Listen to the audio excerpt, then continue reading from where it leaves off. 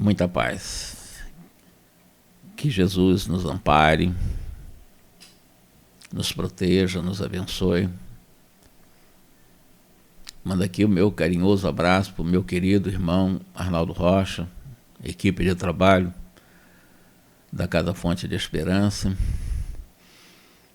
Que todos tenham muita saúde, alegria e que possamos juntos, através do nosso esforço paciente, perseverante, continuado, disciplinado,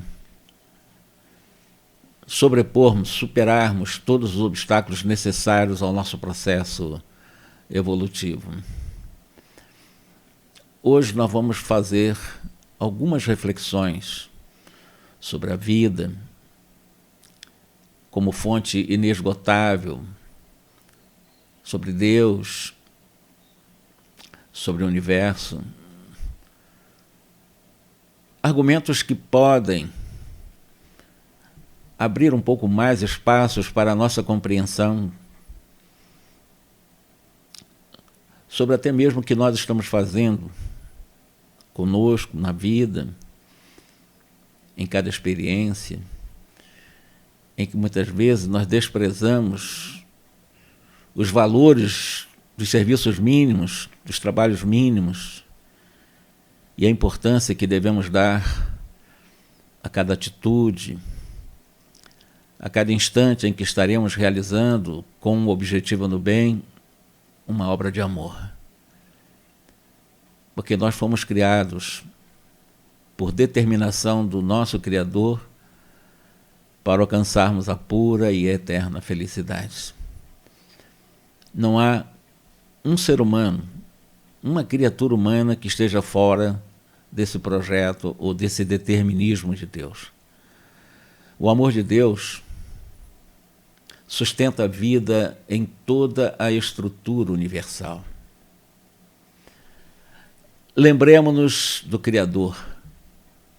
Cada dia, cada momento da nossa história, da nossa vida, de cada momento de nossas vitórias e dos nossos erros, aprendendo com os erros e continuando o trabalho, com as conquistas aprendizado, com as conquistas êxito quando acertamos. E aí, evidentemente, para que saibamos agradecer o dom de viver. Viver é um dom. E como eu disse, a vida vem de uma fonte inesgotável, porque Deus deu a vida. Deus criou a vida. A vida jamais se extinguirá. Cumprindo o nosso dever como sendo uma expressão da vontade divina, da divina vontade, não importa a colocação, importa sentirmos Deus como Filho de Deus. O princípio da filiação divina é importante em nossa vida. Até para nos sentirmos mais protegidos, né? E encontraremos força de nossa fé a erguer-nos das escuridões da terra para a rota de luz. Quando eu falo escuridões da terra, as escuridões também da nossa ignorância ainda em relação ao Criador. Infelizmente, ao longo dos milênios, Deus tem sido objeto de contradições, dicotomias, brigas, adversidades inúteis, sobretudo daqueles que pautam para defender a racionalidade, aspiado aí, ou a fé. E nessa briga fé e razão, medo e amor, alguns vão afirmando a existência de Deus e outros não conseguem afirmar, ao contrário, até tentam negar a existência de Deus. Eu escrevi alguns artigos sobre o tema Deus e eu trouxe para nossa reflexão aqui alguns tópicos que eu utilizo em um dos meus artigos, do qual eu lembro o René Descartes, que ele expõe Deus através da racionalidade, da razão, na visão cartesiana, que nós chamamos, nessa visão absolutamente horizontalizada da vida. Porque a razão, ela te dá realmente um impulso de progresso horizontal, pura e simplesmente. Blaise Pascal, também ele vai expor Deus de uma forma diferente de Descartes. Porque o Descartes vai falar na racionalidade, no divino, locuta ergo sum. E o Pascal vai falar exatamente de Deus, ou expor filosoficamente Deus, através da fé. Não importa se ele tinha uma ligação religiosa com tal ou qual religião, mas ele vem trazer a possibilidade de uma fé. E é claro que existe uma fé real, que é intrínseca, a fé como Albert Einstein nos ensina, e existe a fé extrínseca, aquela fé em que você deposita fora de você, religiões, pessoas, livros, etc. Perdendo tempo. A fé verdadeira é intrínseca. A religião verdadeira, a religiosidade verdadeira é intrínseca. E considerando a divisão entre fé e razão, sempre existiu ao longo do processo histórico. Compreender Deus pela razão, é claro que é uma atitude substancialmente filosófica. Enquanto que aceitar Deus, o Todo-Poderoso, pela fé, também é uma atitude predominantemente teológica. Para nós espíritas, conforme a questão primeira do Livro dos Espíritos, Deus é a inteligência suprema e é a causa primária de todas as coisas. Nós, espíritas, recusamos uma fé cega. Nós defendemos, com contexto, a fé com base na razão e na emoção. Porque nós temos a inteligência racional e temos a inteligência emocional. Conduzindo as pessoas a não crerem simplesmente por terem uma crença qualquer, mas a compreender, a saber por que creem.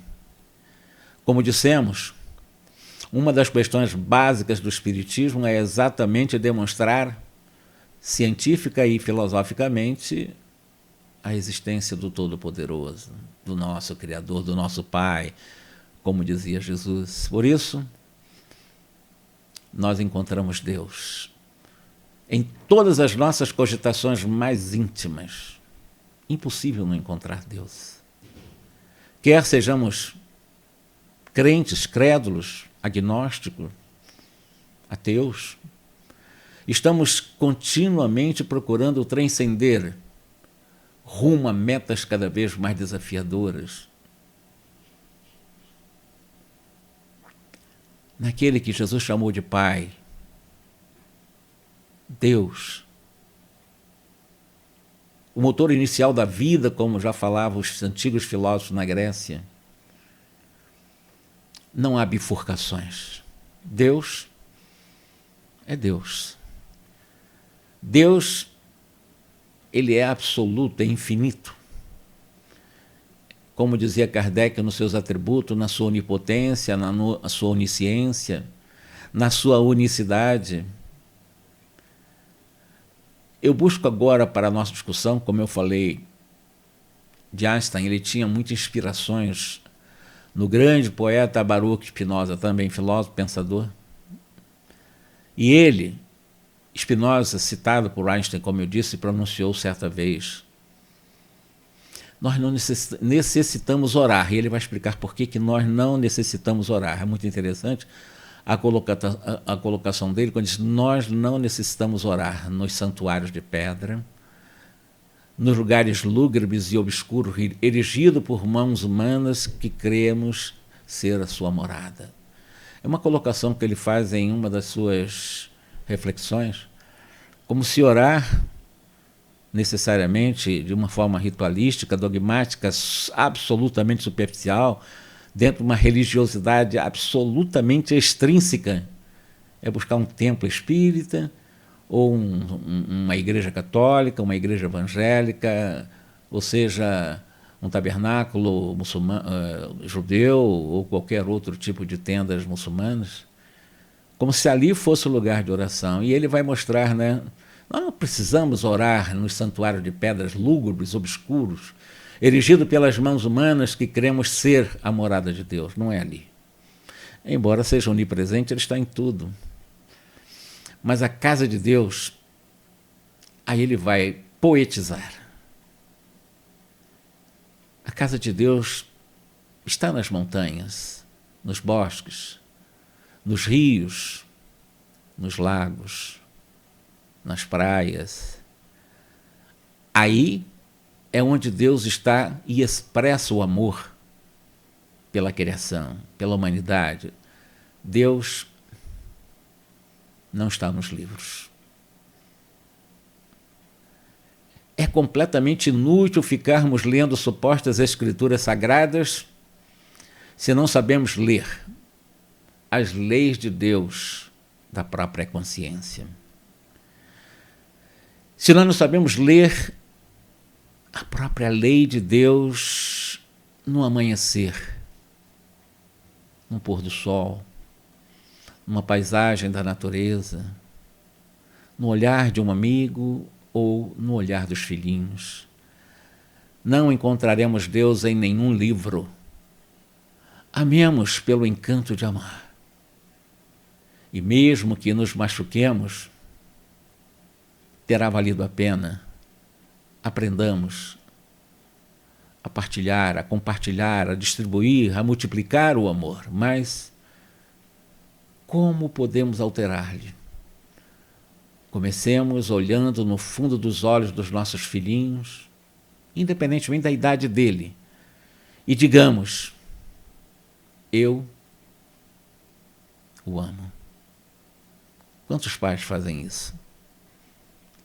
Façamos o mesmo com o nosso consorte, com a nossa consorte, com nossos pais, aqueles que ainda os têm, com os avós, aqueles que ainda os têm, com os irmãos. A bondade de Deus é refletida pela lei da plenitude da vida.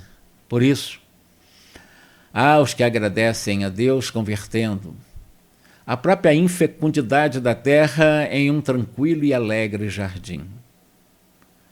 Plantam, colhem, idealizam milhões de buquês de flores, transformando essa terra árida em um jardim.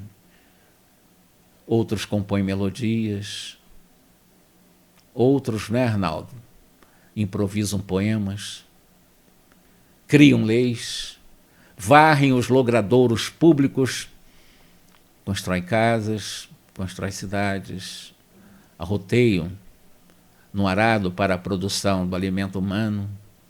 E sempre quando trabalhamos sob a inspiração de Deus, o céu, a terra e o ar se enriquecem de sublimados êxtases, tudo se expande, tudo se alegra no universo. Oceanos musicalizam as suas águas no fluxo e refluxo das marés. Cachoeiras se arremessam das altitudes, orvalhando em costas majestosas, no silencioso e nobre gigantismo das montanhas, dos montes ou das cordilheiras. Isso mesmo. A vida está em tudo. A vida está em todos. A vida está no ar, na terra, no mar, nas cordilheiras, nas montanhas, nas flores, nas estrelas, nos animais. A nossa compreensão de Deus muda na mesma proporção em que a nossa percepção sobre a vida vai se ampliando-se, como eu disse, o próprio horizonte em termos de visualização mais completa, mais plena. É uma tarefa espinhosa. Quando nós, absolutamente limitados, tentamos alcançar o ilimitado. Deus acaba sendo um absurdo. Nós, na condição de finitudes, tentar entender o infinito.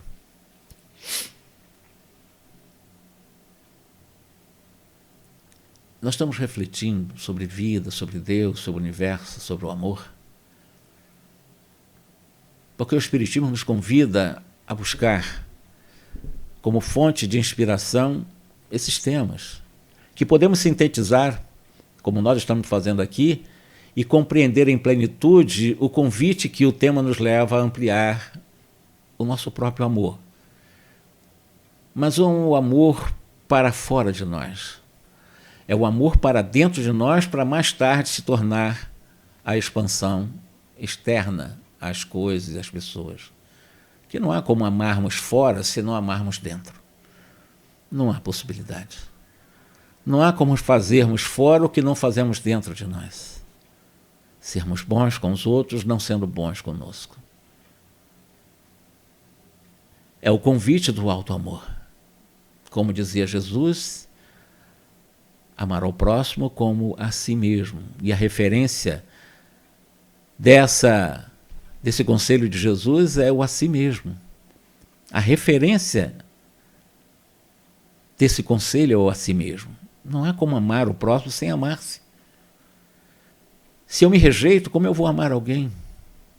Se eu não me aceito, como eu vou aceitar alguém? Se eu não sou caridoso comigo, como eu vou ser caridoso com alguém? É trabalhoso fazer esse trabalho. Você se identificar com você. Não você, corpo que vai passar, nome que vai passar, CPF que vai passar, RG que vai passar, não. Você, essência, luz que já é. Se identificar com a luz que você já é.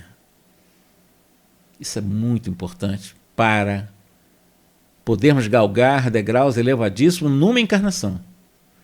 Não ficar só na racionalidade vazia e horizontalizada, mas no sentimento amoroso de verticalização do processo. Isso é possível. E Jesus ensinou esse caminho. Aliás, ele é o caminho. Ele é o caminho. Da mega estrutura dos astros à infraestrutura subatômica, tudo está mergulhado na substância viva da mente do Criador da vida. Portanto, guardemo-nos em Deus. E exoremos ao mestre Galileu, nosso querido Jesus, o seu venerando emissário, que ou seja, porque Jesus foi o grande mensageiro, o grande carteiro de Deus, que nos entregou a correspondência. E ele, o venerando emissário, para que ele possa nos acudir na absorção do que nós chamamos eflúvios do amor e das bênçãos da paz. Agora, não aquele Jesus idolatrado, porque isso é idolatria. Não o Jesus intocável, porque é idolatria. Não o Jesus inalcançável, porque é idolatria.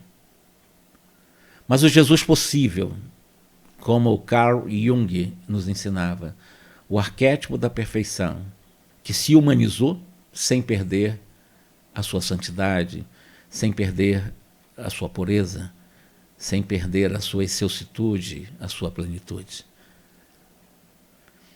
E tudo que Jesus fez nós podemos fazer e até mais, segundo ele mesmo deixou registrado em Mateus.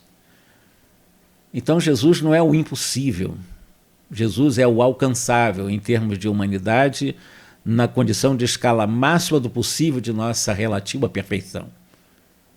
Ele é o modelo, é a inspiração, ele é referência, ele é guia. Curvemo-nos em espírito para rogar aos benfeitores espirituais que nos permitam, pelo menos que eles possam realmente fazer com que tenhamos uma capacidade consciencial de não nos autorizar, de não nos permitir desesperanças em face do desamor transitório de alguns. Porque mesmo os que desamam, eles um dia vão amar.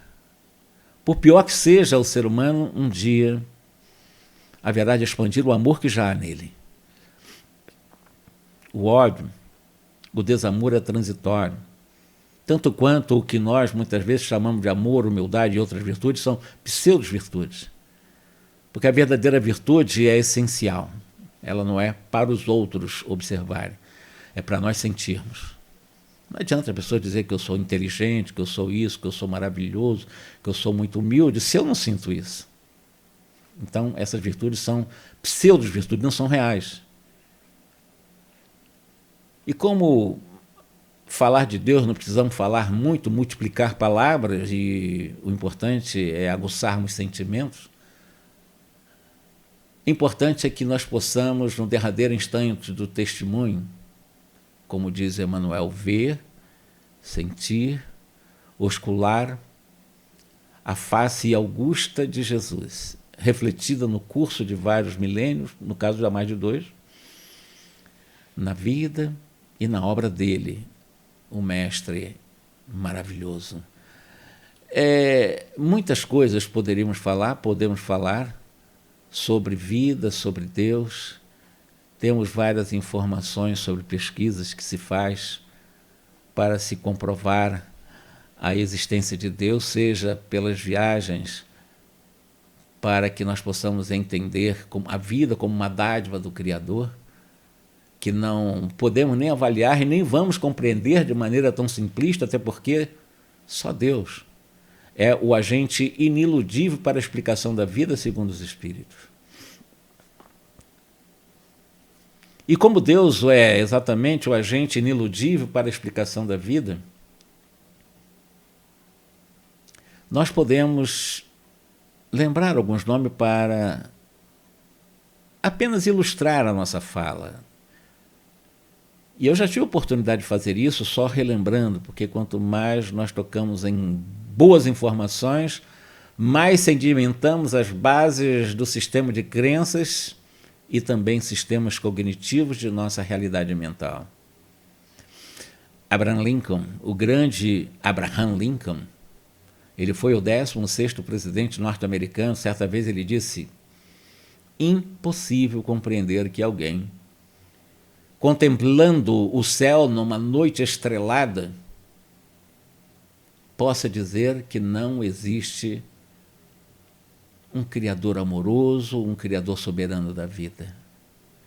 E lá, seguindo essa ideia dos que negam, daqueles que dentro, entre a fé e a razão, aqueles que racionalmente tentam negar o Criador, em 1921, em Nova York, voltamos ao grande pai da genialidade física, que foi o Albert Einstein. Exatamente na década de 20, do século 20, em 1921, em Nova York, ele foi questionado por um rabino, porque ele era tido como ateu. E o rabino perguntou para ele se ele acreditava em Deus. E Einstein literalmente respondeu: eu acredito no Deus de Spinoza, que eu mostrei para vocês em poesia agora mesmo. Nas montanhas, no mar, nos mares, nos pássaros, nas estrelas, na lua, nos satélites, nos cometas, nas constelações, nas galáxias. Isso é Spinoza. E a visão de Einstein sobre Deus, do Deus que se revela por si mesmo na harmonia de tudo o que existe. E ele disse para o rabino Goldstein: eu não acredito no Deus que castiga e se interesse pela sorte, pelas quiméricas ações dos homens, mesquinhas ações humanas. Essa convicção, diz Einstein, de um poder racionalmente superior, que se revela num incompreensível ainda hoje mega-universo. É a ideia que faço de Deus. E quando ele fala universo, dentro da visão ainda da física, e porquanto ainda já com os estudos dos saltos quânticos, a física ainda admite de que o início da vida material começou com a tese do Big Bang, há aproximadamente uns 14 bilhões e poucos anos. Pois bem, se acredita que a partir daí tu dá início à questão de espaço e tempo, porque a análise da física trabalha com espaço e tempo, o que existia antes do Big Bang, já que o universo foi criado a partir dele. Aí já não podemos mais falar em universo. Precisamos necessariamente falar em multiversos. Porque o que existia antes do Big Bang? Será que a vida começou há 14 bilhões de anos? Claro que não. Claro que Einstein ele não avançou nesse tema do antes do Big Bang. Mas o Einstein ele avançou muito na concepção que ele tinha de Deus, do inconcebível mecanismo do funcionamento universal que ele nos cita. E não somente o Einstein, como o próprio, antes dele até já retrógrado em relação a partir de Planck, a partir de Bohr, a partir do próprio Einstein, grande pesquisador, Heisenberg também, o Newton. Porque ele trouxe as bases bem matemáticas da física, bem mecânica, bem materialista, diga-se de passagem, embora acreditasse em Deus. Porque o próprio Newton afirmou que a maravilhosa disposição e a harmonia da vida e do universo só pode ter tido origem segundo um plano de um ser que tudo sabe e tudo pode.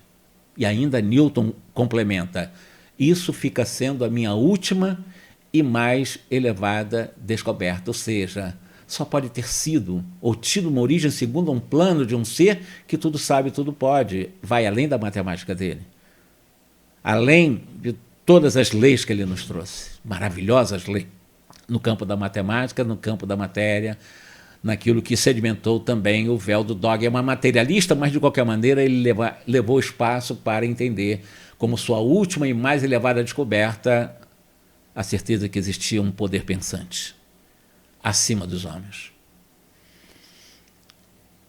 E nessa física pós-física mecânica ou newtoniana, Max Planck, ele fundador, como eu disse, da teoria quântica, disse, após as minhas pesquisas sobre o átomo, eu concluí que toda a matéria é organizada e composta por uma única força. E Planck ainda complementa dizendo, temos que aceitar um espírito consciente, um espírito inteligente atrás desta força. Max Planck diz que não se envergonhava em denominar essa força com o nome de Deus. Eu estou falando de um dos mais revolucionários cientistas no campo da matéria e trouxe a teoria dos saltos quânticos. Edison, o grande Thomas Edison, classicamente conhecido como inventor da lâmpada, mas ele não só inventou a lâmpada. Muitas patentes em nome dele, muitas invenções. E como engenheiro que era, um grande pesquisador, ele disse que tinha um enorme respeito, a mais elevada admiração do seu coração a todos os engenheiros, seus colegas, especialmente o maior de todos os engenheiros, que ele chamava de Deus. Considerando esses nomes, eu posso falar de um que foi muito importante, numa situação trágica e, paradoxalmente, posso lembrar em nome de Deus, porque eu estou falando de Deus, mas vou lembrar de alguém que numa guerra, ou que ajudou uma guerra liderada por uma pessoa totalmente, que criou um bloqueio absoluto da divindade, que foi o Adolf Hitler, mas foi um dos pensadores de Hitler, foi o Wernher von Braun. Ele próprio, que foi o grande pai pesquisador desenvolvendo as questões de impulsionar foguetes, ele admitiu quanto mais compreendesse a complexidade da estrutura atômica, do qual ele estudou em profundidade também, quanto mais ele realmente pudesse compreender a natureza da vida ou o caminho das galáxias, tanto mais, diz von Braun, encontrava novas razões para se assombrar diante dos esplendores da vida como a criação divina. Um homem tido como materialista, mas diante de Deus nós nos declinamos. Diante do Criador, quando a dor nos bate à porta, as lágrimas caem, a tristeza se faz presente, nós podemos nos acolher no colo do Pai, mas para isso, desenvolver o princípio de filiação divina é importante, porque só saber que sou filho não basta. Eu preciso sentir que sou filho e me acolher naquele que me criou, naquele que tudo pode. Deparamos outros contextos fortíssimos para a exaltação da vida e da existência de Deus, que é justificada pela lei natural da harmonia de tudo o que existe. E para já estar nos caminhos finais da nossa fala, vida, como fonte inesgotável, vida. O que é a vida? O que nós podemos definir ou conceituar sobre a vida? Ora, aí eu vou lembrar o Dr. Grace Morrison, diretor do Museu de História Natural de Nova York, durante um tempo. Ele vai falar que a vida é um arquiteto inigualável que constrói das profundezas dos mares, dos oceanos, esplendorosos castelos de algas e corais. Esse arquiteto inigualável é a vida. Eu vejo vida nos extraordinários cultores, como, por exemplo, a vida consegue talhar ramículos e contornos jamais repetidos em qualquer folha de qualquer espécie vegetal existente na Terra. Então a vida é um belo escultor, é um belo e maravilhoso, estupendo arquiteto, tanto quanto também é um químico. Como assim a vida é um químico? Sim. Porque ela estabelece em cada fruto o seu sabor inconfundível, ela consegue, através das raízes do solo, subtrair ou consegue converter o líquido vital, a água, em açúcar, em madeira. Então a vida é um químico. E a vida é um perfumista extraordinário porque consegue produzir a fragrância inigualável nos lírios no meio dos podres lamaçais.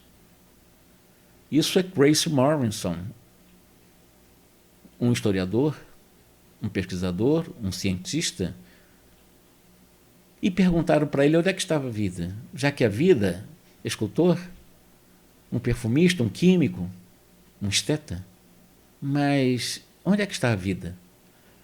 Voltamos a Spinoza, Baruch Spinoza.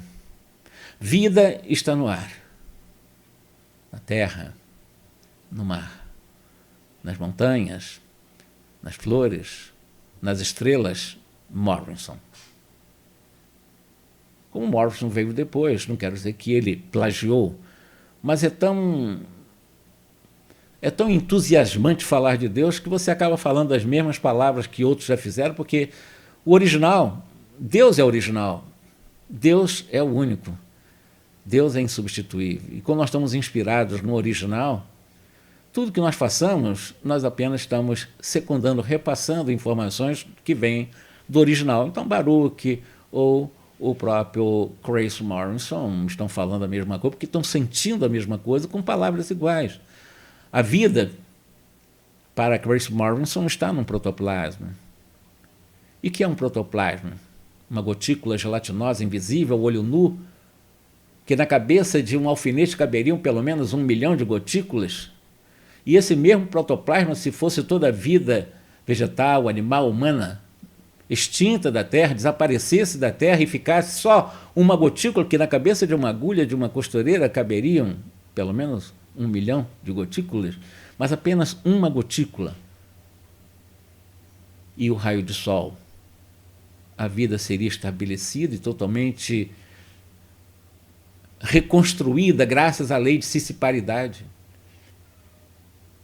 E essa única gotícula se multiplicaria sucessivamente. Em breves, eu falo alguns milhões de anos, estariam os campos e prados enverdecidos, os mares e rios povoados, a terra totalmente revitalizada e alguns poucos milhões de anos. Porque isso é a vida. A vida está num protoplasma. E acredita que os processos do surgimento dos seres humanos deu-se aproximadamente a 2 bilhões, a 2,5 milhões de anos do surgimento do homem, os processos de surgimento do chamado ser racional, do ser que começou a pensar. Aproximadamente em torno, aí, no interregno de 2,5 milhões de anos. Mas, apesar disso, pode ser considerado um tempo bastante irrisório, comparado, por exemplo, aos 3 bilhões e 500 milhões de anos, quando surgem os primeiros seres unicelulares. É isso mesmo, 3 bilhões e 500 milhões de anos surgem os primeiros unicelulares na Terra. E há 2 bilhões e 100 milhões de anos, quando surgem os seres multicelulares e a própria vida se complexando, se tornando mais complexa. A vida, ela surge da inexplicabilidade dos instintos animais.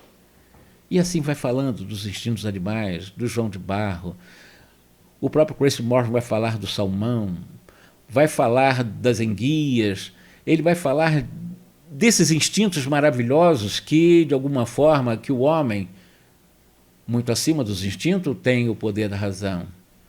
Porque muito acima dos instintos de um animal que ainda não é humano, ou humano, já tem o poder da razão. E onde se localiza o instinto maravilhoso dos próprios animais, dos sub-humanos, como uma única e ilimitada nota de flauta, diz Chris Morrison, a razão humana contém todas as notas de todos os instrumentos de uma orquestra inteira. Diferente do sub-humano, nós temos a razão. Que nós possamos refletir sobre tudo isso, que tenhamos um dia maravilhoso, que tenhamos todas as razões do mundo para agradecer a Deus, ao levantar de manhã, agradecer pelo sol, pela chuva, pelo ar, pelo céu, pelos pássaros, pelas árvores, por tudo e por todos, agradecer pela vida. E que nós possamos, cada vez mais, nos instrumentalizando pelo alto amor. Porque isso é vida, você se amar. É diferente o alto amor do amor próprio. As pessoas confundem. Amor próprio é vaidade, é prepotência, é desejo de onipotência que leva à impotência, porque de alguma forma a pessoa vê que não tem esse poder todo e se sente impotente, se sente vazio, se sente até excluído em algum momento do próprio universo e não pertencente a ele. Nós somos muito mais do que nós achamos que somos, porque nós somos luz. O Allan Kardec ele queria saber o que é um espírito, e os espíritos responderam ao mestre codificador que o espírito ele é uma centelha, é uma chama divina. E o que é que nós somos? Nós somos espíritos, então nós somos centelhas, nós somos chama divina. Na questão 115, repetindo, para dar ênfase de que nós fomos criados para a pura e eterna felicidade, o Kardec perguntou se Deus criou o homem bom ou mau. Não. Nós fomos criados puros, simples e ignorantes. Entramos na humanidade, após os estágios e reinos inferiores, na condição de simplicidade e de ignorância. E aos poucos, durante milhares de reencarnações, nós chegamos a ter o domínio da razão, pelas experiências, sobrepondo aos instintos dos animais trazidos dos reinos inferiores e trabalhando a partir das sensações animais os nossos sentimentos, que está um grau acima das sensações. E vamos evoluindo, ampliando a capacidade de raciocínio, do sentimento, para o autoconhecimento, para o encontro, o autoencontro com esse amor, com essa centelha, com a chama divina que nós somos. E como a questão 115 afirma que nós fomos criados para a pura e eterna felicidade, mesmo sabendo que uns levam um tempo menor para chegar a essa condição de espírito puro. Outros demoram mais porque murmuram contra o código moral de lei que traz na consciência. Aqueles são rebeldes, e nós somos rebeldes. Nós nos rebelamos muito contra as leis de Deus. Nós questionamos muito a justiça de Deus muitas vezes. Não de forma, às vezes, racional assim, mas no nosso mundo subconsciente, nós ainda tendemos realmente a acharmos que em algum momento somos injustiçados, aquele negócio de coitadismo, de vitimismo, muito comum no ser humano ainda, egóico, profundamente egóico que somos. Mas nós fomos criados para a pura e eterna felicidade. A vida é isso. Chegaremos lá. Trilhões de anos para frente, não tem problema. O que é o tempo? Nós temos o tempo convencionado a partir do Big Bang, tempo e espaço, que é o cronológico, né? Nós temos o tempo de consciência, que é um tempo individual, é um tempo de cada um. Mas nós temos um tempo mais importante, que é o tempo divino, que não teve começo e não terá fim. Porque o futuro pertence a Deus, porque Deus não tem futuro. Deus é presente. É um grande presente, diga-se passagem. Ele é o agora. Que Ele, ou aquilo que nós chamamos de Deus, possa nos inspirar, abrindo a nossa capacidade de alto amor, a fim de que pelo alto brilho possamos realmente ser, como dizia Jesus, a luz do mundo. E não para brilhar aos olhos e ofuscar os outros, não. Para ser um convite para que as pessoas encontrem o seu alto brilho também. Que Jesus nos abençoe, Um grande abraço a todos vocês, meu querido Arnaldo Rocha, sempre à sua disposição. Um grande abraço e muita paz para todos.